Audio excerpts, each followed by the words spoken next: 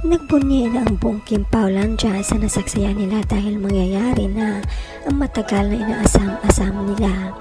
Inalabas ng producer ng Quantum Film ang clip para sa pinakabagong movie na Kim Pao, ang Perfect Marriage.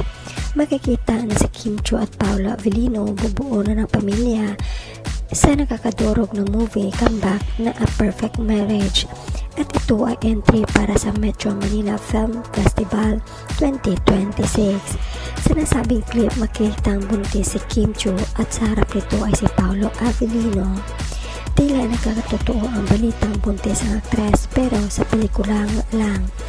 Gayunpaman, masaya pa din ang solid fans ng dalawa. Komento nila, the comeback of the most celebrated love team, the people's superstar in cinema, tearjerker movie 2. So excited.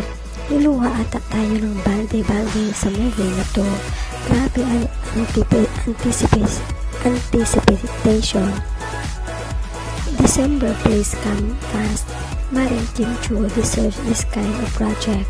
About time, ate ko. I am genuinely so happy for Kim Pao, but most especially to Kimberly.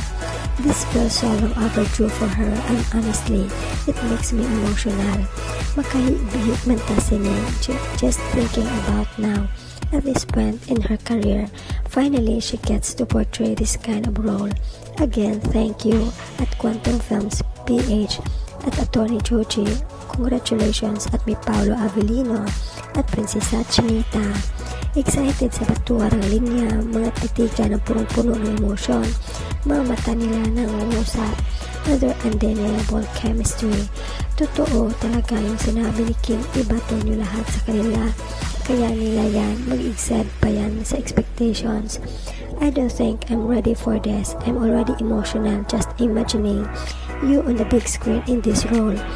I just know you're going to make this role something I will remember.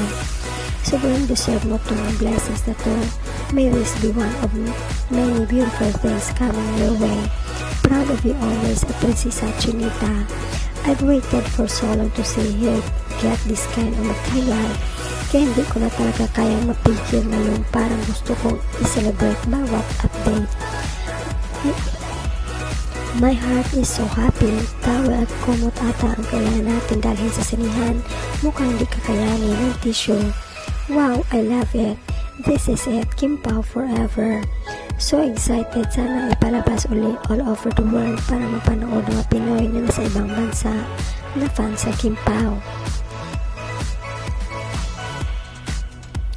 Photo pa lang nakakaluha na. What more yung trailer na pamagaan na ng mata to. Finally, may napakagandang story na din na ibigay kay Kim. Tagal na naming wish, sana gumawa siya ng project sa ibang production, and this is it. Kim and Paolo, paiyakin na naman kami sa Pasko. Ready na kami. Yehe, excited na kaming Kim Paulandia.